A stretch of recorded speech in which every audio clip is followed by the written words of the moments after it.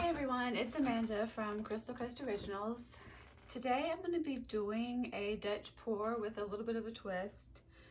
I've been thinking about this painting and in my head it looks really awesome, so I'm going to see if I can recreate that awesomeness on canvas.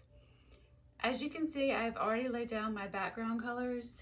I have a navy blue, a bronze, and a black. And for the colors that I'm going to be blowing out, I have a light pink, a magenta, as well as white. So let's get started and see what happens.